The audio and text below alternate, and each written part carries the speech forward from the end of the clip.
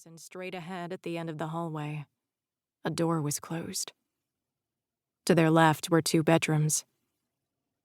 Laura took a quick peek into each of them, and then greeted the officer who stood at a closed door on the right of the hallway. "I'm Sergeant Ben Lawrence," he said to them. "I was one of the first officers on the scene." He grimaced. "We arrived to find Mrs. Walsh waiting for us in the living room. I had Officer Kidwell escort her into her bedroom, and then we checked things out in here. It isn't pretty," he said, and then opened the door. No, it wasn't pretty. Suicide by gun was never pretty. William Walsh slumped back in his office chair, his facial features destroyed and the back of his head and brain matter now decorating a large photo of him and the mayor on the wall behind him. The smell of death lay heavy in the air. The 3 of them entered the room. The first thing Laura looked at was the gun on the floor at the right side of the chair. The gun was an M&P Bodyguard 380, a popular model for personal defense. If William was right-handed, then its placement was consistent with William pulling the trigger and then dropping the gun in death. Although this appeared to be an open and shut case of suicide on the surface, they would process the scene with a potential homicide in mind. Laura had seen too much in her career to take anything for granted.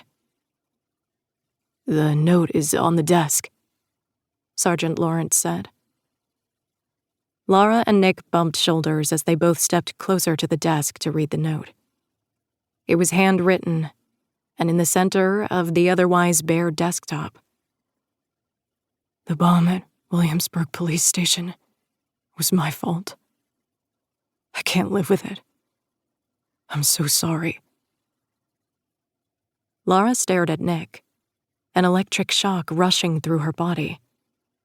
Victoria had told them what to expect, but to see the note in person was still alarming. What in the hell? Nick let his voice trail off as he held Laura's gaze. What did it mean? Was William really their bomber? What about the people who had been picked up in their raid? "No way," Nick whispered, voicing the denial that had automatically shot off in her head. But they were a long way from proving the no way Nick had expressed.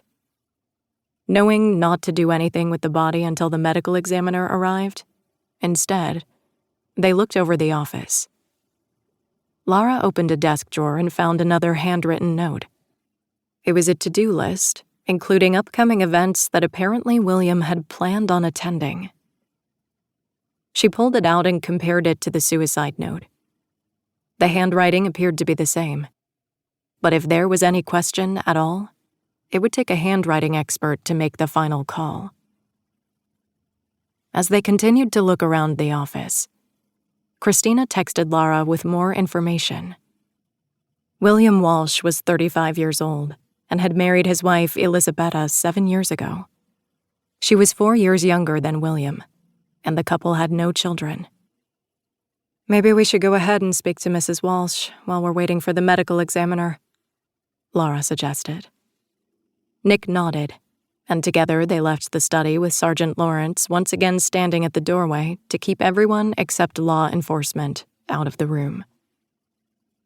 They started down the hallway, but paused before they reached the bedroom door as Ty and Jennifer appeared at the top of the stairs. "Victoria sent us over to help," Ty said. "Anyone heard from James?" Laura asked.